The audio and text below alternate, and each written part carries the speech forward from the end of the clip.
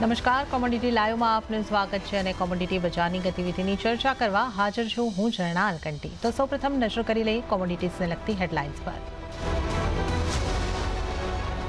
ક્રૂડમાં ફરી દબાણ, બ્રેન્ટના ભાવ $80 નીચે આવ્યા। રેડ સીમાં તણાવ ઓછો થતા કિંમતો પર બન્યું દબાણ। પણ સોના ચાંદીની ચમક યથાવત। ફેડ તરફથી વ્યાજ દરમાં કાપની આશાએ સોનું 3 સપ્તાહના ઉપલા સ્તરે પહોંચ્યું। કોમેક્સ ઉપર ભાવ $2100 નજીક પહોંચ્યા। ચાંદીમાં $24 ઉપર સ્થિર કામકાજ। બેઝ મેટલ્સના પણ સેન્ટિમેન્ટ સુધર્યા। 2023માં કોપરમાં જોવા મળી 3% જેટલી તેજી। ગ્રીન એનર્જી તરફથી માંગ વધતા મળ્યો કિંમતોને સપોર્ટ, જ્યારે સ્થાનિક બજારમાં પણ મોટાભાગની મેટલ્સમાં સુધારા સાથેનો કારોબાર। અને પ્રતિકૂળ હવામાનને કારણે ખાદ્ય ચીજોના ભાવ ઊંચા રહેવાની અપેક્ષા। ચાઇનાની ઘઉં અને મકાઈની વિક્રમી ખરીદીની પણ બજાર પર અસર। એપ્રિલ-મે મહિના સુધી અલ નીનોની અસર રહેવાની આગાહી।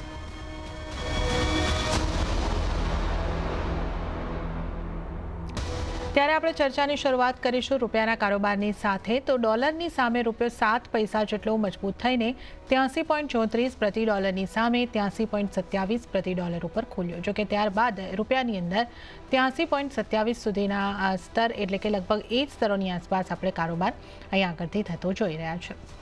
ડોલર ઇન્ડેક્સને જોઈએ તો આપણે જે રીતે જોઈ રહ્યા છે 100.83 સુધી ડોલર ઇન્ડેક્સ આવી રહ્યો છે। તો ઉલ્લેખનીય છે કે ડોલર ઇન્ડેક્સ અને બોન્ડ યીલ્ડ સાથે ક્રૂડ ઓઇલમાં નરમાશથી રૂપિયાને આગળથી સપોર્ટ મળતો દેખાઈ રહ્યો છે।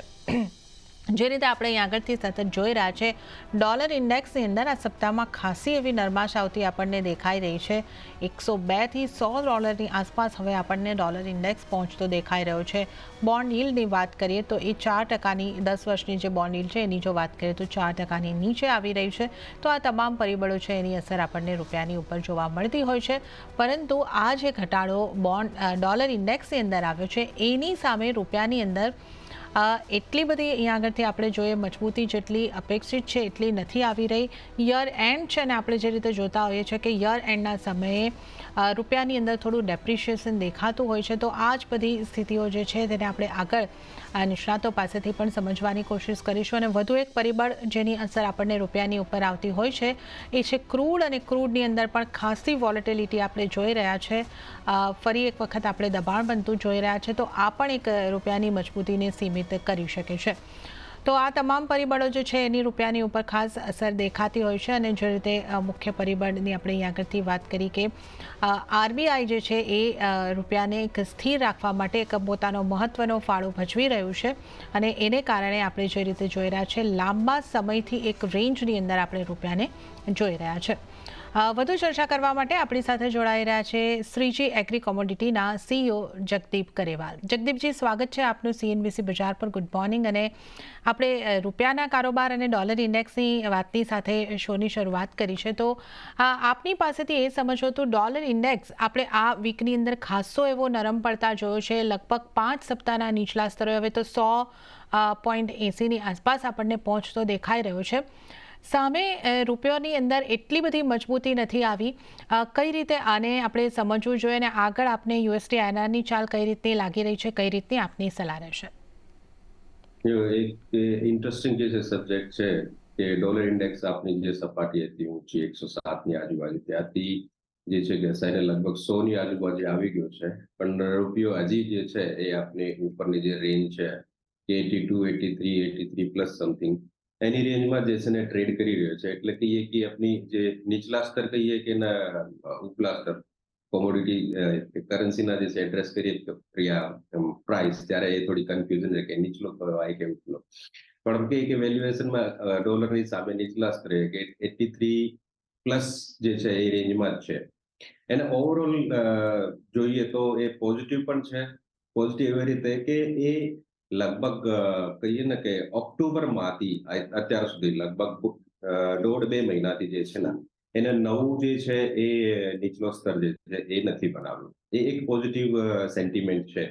પણ સામે જે આપણે ડોલર ઇન્ડેક્સની નિસ્બત એની જે છે ગણના કરીએ તો એની અંદર જે છે એ ગેઇન આવ્યો જોઈએ એ નથી આવતો। એટલે કે આપણે કહીએ કે આપણે કન્ઝ્યુમર છે વિશ્વમાં સૌથી મોટા, પણ જે છે ડ્રાઈવર સીટ પર નથી અત્યાર સુધી। તો એટલે જે ઇમ્પેક્ટ આવવું જોઈએ કે ડોલર ઇન્ડેક્સમાં જે અત્યારે ઘટાડો આવી રહ્યો છે એના કારણ જુદા છે અને કોઈ કરન્સીમાં જે છે ને એ વધારો હોવો જોઈએ એના કારણ જુદા. અત્યારે ડોલર ઇન્ડેક્સ એટલે કે લોકો ડોલર તરફથી બીજા એસેટ્સ તરફ કે બીજા કરન્સી તરફ જે છે ને એ જઈ રહ્યા છે, ખાસ કરીને ગોલ્ડ.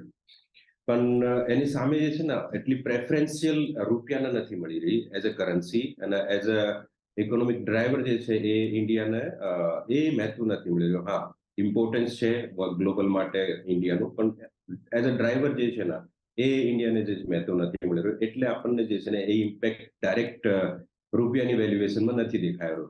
મારી પ્રમાણે મારો મત છે કે અત્યારે અહીંથી જો રૂપિયો જે છે એ વધારે ઘટશે નહીં, પણ સુધારો જે છે એ મને આટલો સારો નથી લાગતો.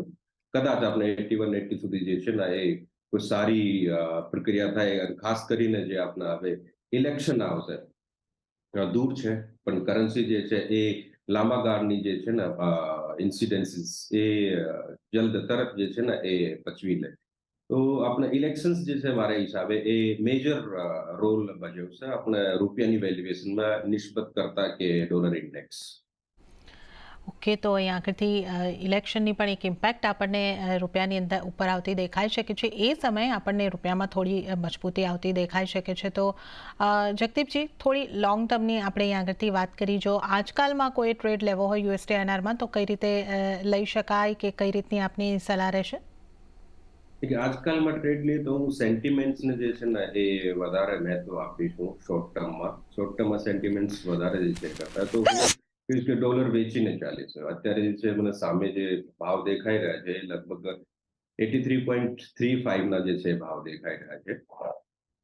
તો આપણે જે છે એ લગભગ 10 પૈસા ઉપરના સ્ટોપ લોસ મૂકીને આપણે 83.20 કે 83.15 ના જે છે રેન્જમાં આપણે ટાર્ગેટ લઈ શકીએ. અત્યારે કહીએ કે આપણા ટ્રેડ જે છે એ ડોલર વેચીને કે રૂપિયો બાય કરીને કરી શકાય. ઓકે, તો અહીંયા આગળથી જે રૂપિયોને બાય કરીને ચાલવાની સલાહ 83.15 સુધીના ટાર્ગેટ તમને અહીંયા આગળથી બનતા દેખાઈ શકે છે. તો ડોલરને વેચો, આ રીતના એક તમને સલાહ મળતી દેખાઈ રહી છે. વાત હવે આપણે સોનાના કારોબારની કરી લઈએ. તો ડોલર ઇન્ડેક્સમાં દબાણને કારણે સોનાની ચમક વધતી દેખાય છે, જ્યાં કોમેક્સ ઉપર સોનું 3 સપ્તાહના ઉપલા સ્તરે પહોંચ્યું અને 2086ના સ્તરની આસપાસ કારોબાર જોવા મળી રહ્યો છે. સ્થાનિક બજારમાં નજર કરીએ તો 63,809ની આસપાસ અત્યારે આપણે કારોબાર જોઈ રહ્યા છે, એટલે કે 5% જેવી મજબૂતી આજના દિવસે આપણે બનતી જોઈ રહ્યા છે. અને આ વર્ષની જો આપણે વાત કરીએ તો સોનામાં આશરે 15% જેવી મજબૂતી આવતી જોવા મળી છે. જગદીપજી, સોના ઉપર તમારો કઈ રીતનો વ્યૂ રહેશે? જે રીતે આપણે ડોલર ઇન્ડેક્સની અંદર નરમાશ આવતી જોઈ રહ્યા છે અને હવે 2024માં ફેડ તરફથી એક ઇન્ટરેસ્ટ રેટનો કટ આવે એવી સંભાવનાઓની ચર્ચા થઈ રહી છે, તો સોનું આપને હજી વધારે મજબૂત થતું લાગી રહ્યું છે? કઈ રીતનો આપનો વ્યૂ રહેશે? સોનામાં કઈ રીતની સ્ટ્રેટેજી વાપરવાની આપની સલાહ રહેશે? સોનું જે છે ને કે અત્યારે આપણી સપાટી ઉપર લગભગ હાઈ પ્રાઇસીસ ને હિસ્ટોરિકલ હાઈ પ્રાઇસીસની આજુબાજુ આવી રહ્યું છે. અને સાથે સાથે ઇન્ટરેસ્ટિંગ ફેક્ટર શું છે કે આમતોર પર આપણે કહીએ છીએ કે જ્યારે ઇક્વિટી ચાલતી હોય ત્યારે જે છે ને સોનું કે બુલિયન કહીએ એ વધારે વર્તનનું આપતો હોય. પણ આ વખતે જે છે ને ઓપોઝિટ છે. કેમ કે કારણો આ વખતે જે છે ને એ આપણને લગભગ હું તો નથી જોયું. આ વખતે જે છે ને બધા પરિબળને જે કહીએ કે એન્વાયરમેન્ટ એકદમ અલગ છે. કે જ્યારે ઇક્વિટી ચાલતી હોય અને સોનું પણ જે છે ને આપણી સપાટી ઉપર નવી સપાટી બનાવી રહ્યું છે. તો સોનામાં ખાસ કરીને જે છે પરિબળો જે ફેક્ટર્સ કામ કરી રહ્યા છે, તમે પોતે જે છે વિવરણ આપ્યું, સારું આપ્યું કે અત્યારે સોનું જે છે ને એ ઓલ્ટરનેટ ટુ ડોલર, એટલે કે જે સેફ હવન હતો કરન્સીના ડિપોઝિટના એ ડોલર હતું, એને બનસ્પત જે છે ને આપણે હવે લોકો સોના તરફ જે છે વળી રહ્યા છે. અને એના કારણો છે ડોલરની જે છે કહીએ કે લડાઈ લગભગ બધા દેશો પાસે જે સદ્ધર દેશો છે ચાઇના જોડે એમની ચાલી રહી છે છેલ્લા કેટલા વર્ષથી. રશિયા જોડે પણ જે છે એમના સારા એ કહીએ કે રિલેશન્સ નથી. તો બધા જે છે દેશો આપણા ગુટ જે છે બનાવી રહ્યા છે અને જેના ગુટને જે પાવર એ એસેટ્સ તરફ જે છે વળી રહ્યા છે. તો ડોલરની જે છે એ પ્રેફરન્સ બહુ જે છે લોકો કરી રહ્યા છે કે એવરેજમાં કે એની નિસ્બતમાં શું આપણે કરી શકીએ, તો ગોલ્ડની પ્રેફરન્સ છે. અને જીઓપોલિટિકલ ટેન્શન જે ચાલી રહી છે સતત એક પછી એક, અને એ એન્ડ નથી થતા, ચાલુની ચાલુ, કે આપણે યુક્રેન રશિયા વાત કરીએ, કે હવે ઇઝરાયલની વાત કરીએ હમસની, કે એ પણ એની અંદર પોતે જોડાઈ ગયો, તો કહીએ કે એ કેટલા સમય સુધી ચાલશે ને કેટલા લાંબા ચાલશે એ નથી દેખાઈ રહ્યો. તો એની આ બધી પરિબળોમાં સોનું જે છે ને એ પ્રેફરેબલ રહેશે. અત્યારે સેન્ટિમેન્ટ્સ જે છે એ સોનાના પક્ષમાં છે, અને જ્યાં સુધી કોઈ જીઓપોલિટિકલ ટેન્શન્સ કહીએ કે ખતમ નથી થતી, પૂરી નથી થતી, ત્યાં સુધી એની અંદર રહેશે. અને જ્યાં સુધી લોકો જે છે ડોલરના ઓલ્ટરનેટ શોધતા રહેશે, ત્યાં સુધી જે ગોલ્ડ જે છે મને લાગે છે કે એક પ્રેફરેબલ એસેટ્સ ફોર હેજિંગ જે છે એ રહેશે. તો અત્યારે ગોલ્ડમાં જે છે એ આપણે નીચેની સપોર્ટની વાત કરીએ, ઉપરના રેઝિસ્ટન્સ કે ટાર્ગેટની વાત ના કરીએ. શોર્ટ ટર્મમાં જરૂર જે છે આપણે ટાર્ગેટના સ્ટોપ લોસ રાખવા જોઈએ, પણ લાંબા ગાળાના ધ્યાન રાખીએ તો અત્યારે સોનામાં જે છે ને એ એક પોઝિટિવ ધ્યાનથી જ કામ કરવું.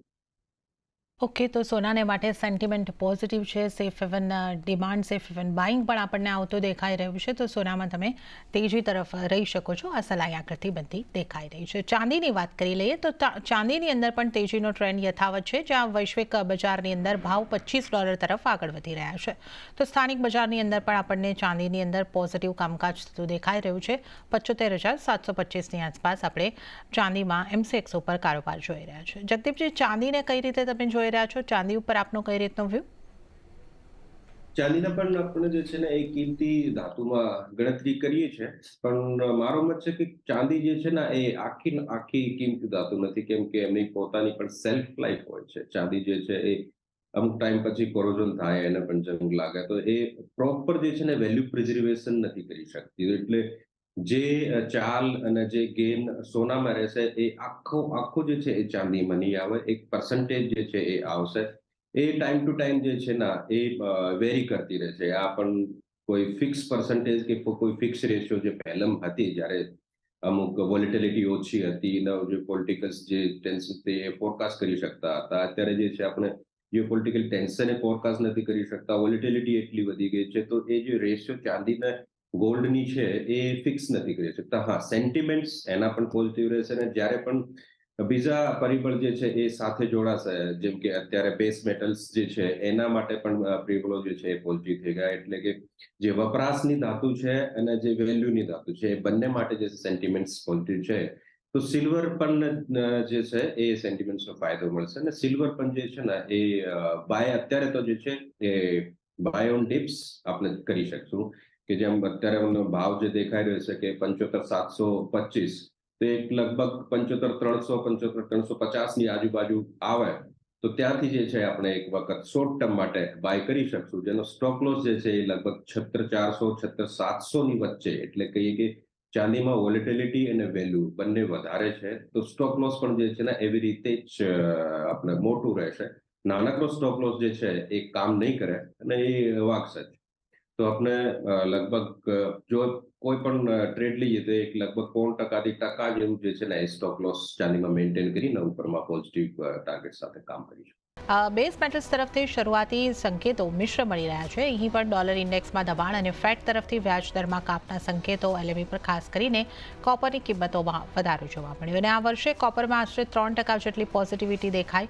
ઉલ્લેખનીય છે કે પેરુ અને પનામા માઇન્સમાં કામકાજ બંધ હોવાથી કોપરની સપ્લાય ઘટવાની આશંકાએ અનુમાનોને કારણે પણ કિંમતો પર સપોર્ટ મળતો દેખાઈ રહ્યો છે, અને EV તરફથી પણ એક માંગ વધતી દેખાઈ રહી છે, અને આ સાથે જ સ્થાનિક બજારમાં મેટલ્સમાં રિકવરી યથાવત રહેતી જોવા મળી રહી છે. તો કોપરને આપણે 733 સ્તર સુધી પહોંચતું જોઈ રહ્યા છે, એટલે કે 5% મજબૂતી સાથે કારોબાર. ઝિંકમાં પણ થોડી પોઝિટિવિટી, લેડ અને એલ્યુમિનિયમની વાત કરીએ તો ફ્લેટિશ કારોબાર દેખાઈ રહ્યો છે. જગદીપજી, મેટલ્સમાં કઈ રીતે તમે જોઈ રહ્યા છો? કઈ મેટલ ઉપર કોઈ ટ્રેડ લેવાની તક તમે જોઈ રહ્યા છો? સુનિલજી, કારણો તો જે છે તમે પોતે જે છે બધી બ્રીફમાં આપી દીધું છે. મારે તો ખાલી રિપીટ કરવાના છે અત્યારે કે કઈ કારણો જે છે કામ કરી રહ્યા છે. તો તમે મારા કાર્ય જે છે ને એ સરળ કરી દીધું છે. અત્યારે જે ખાસ કરીને ફેક્ટર્સ જે છે એ પ્લે કરી રહ્યા છે, એક તો સપ્લાય ટાઈટ, જે તમે કીધું કે મહિનો જે છે બંધ છે, અને સાથે સાથે ડોલર ઇન્ડેક્સ જે છે એ 107 થી 100 આવી ગયો છે, અને હજી પણ જે છે ઘટાડો એની અંદર લોકો જોઈ રહ્યા છે, કેમ કે રેટ કટ દેખાઈ રહ્યા છે, રેટ કટ દેખાઈ રહ્યા છે એટલે કે યીલ્ડ ટ્રેઝરીની ઘટશે, યીલ્ડ ટ્રેઝરીની ઘટશે, લોકો જે છે બીજા એસેટ્સ તરફ જશે. તો ડોલરની જે છે એ આપણે કિંમત ઘટતી દેખાય છે. તો એની આપણા ઐતિહાસિક જે છે કોરિલેશન ડોલરનું અને બીજી કોમોડિટીઝનું રહે છે, કેમ કે મોટા ભાગની ખરીદ ફરોખ જે છે એ ડોલરમાં રહે છે. તો ડોલરની કિંમત થોડી ઓછી થાય તો બીજી કરન્સીઝમાં જે છે કિંમત એ વધતી જાય, ખાસ કરીને કોમોડિટીઝની જે છે એ કોરિલેશનમાં. તો અત્યારે જે ભાવ આમ તો જે છે કોરોના કાળ પછી જે બુલિશ સેન્ટિમેન્ટ્સ ચાલુ થયા હતા એના બનિસ્બત તો હજી પણ જે છે આપણે જે છે ખાસા ઊંચા સપાટી પર છે, પણ જે વચ્ચે કરેક્શન પછી જે રિકવરી આવી છે એને જે છે ગણતરીમાં લઈએ તો અત્યારે જે ફરી એક મીડિયમ ટર્મ બિયરિશ સેન્ટિમેન્ટ્સથી બુલિશ સેન્ટિમેન્ટ્સ તરફ આપણે જઈ રહ્યા છે. અને ભાવની લેવલની વાત કરીએ તો અત્યારે જાન્યુઆરી કોન્ટ્રાક્ટ જે છે એ અમલમાં આવશે આપણે. અને અત્યારે કોપર જે છે એ લગભગ આપણી ટેકનિકલી રેઝિસ્ટન્સ ઉપર ટ્રેડ કરી રહ્યો છે. 739 ને 740ની જે ભાવ સપાટી છે રેન્જ છે એ ટેકનિકલી એની રેઝિસ્ટન્સ છે, જે આપણે થોડું કહીએ કે ધૈર્ય રાખીએ તો એક વખત એને 740 ઉપર જે છે ટ્રેડ કરીને ક્લોઝિંગની રાહ જોઈએ. અને સિમિલર વે આપણે ઝિંક જે છે એ લગભગ અત્યારે 233ની આજુબાજુ જાન્યુઆરી મહિનો જે છે ટ્રેડ કરી રહ્યો છે, એ પણ એની ટેકનિકલી રેઝિસ્ટન્સ છે. ત્રીજી વખત જે છે એ ભાવ ટેસ્ટ કરી રહ્યો છે આ સપાટીએ. તો આપણે વેટ કરીશું કે 234 235ની સપાટી ક્લોઝિંગ બેસિસ પર જે છે ઉપર જાય.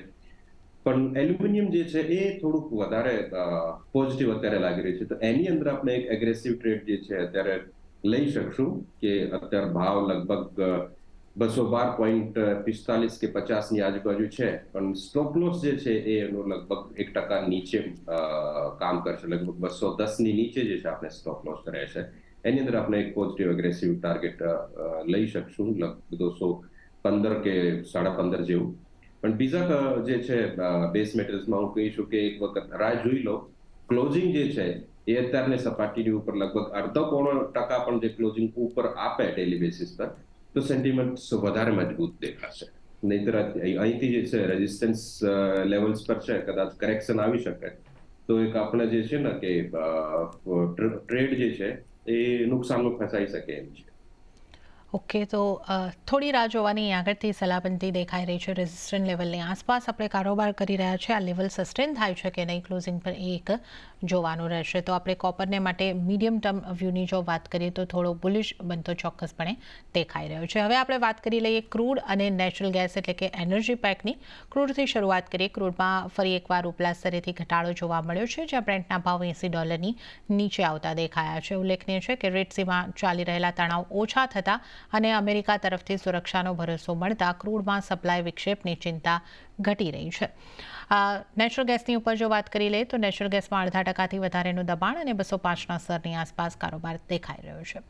જગદીપજી, ક્રૂડની જો વાત કરીએ તો વોલેટાઇલ કારોબાર આપણને દેખાઈ રહ્યો છે. એક દિવસે આપણને 2% જેટલી બ્રેન્ટની કિંમતો તૂટતી દેખાય છે, બીજે દિવસે પછી આપણને 2% જેટલી કિંમતો તેજી તરફી દેખાય છે. કઈ રીતે તમે જોઈ રહ્યા છો ક્રૂડમાં કયા લેવલને આપણે ધ્યાને રાખીને અહીં આગળથી ટ્રેડ લેવાનો રહેશે, અને સાથે જ નેચરલ ગેસ પર પણ આપની કઈ રીતની સલાહ બની રહી છે? ક્રૂડ જે છે કહીએ કે લગભગ સૌથી મોટી કોમોડિટી છે જે ટ્રેડ થાય છે ઓલ ઓવર વર્લ્ડ, તો એની અંદર ફેક્ટર્સ જે છે ને એ સૌથી વધારે કામ કરે.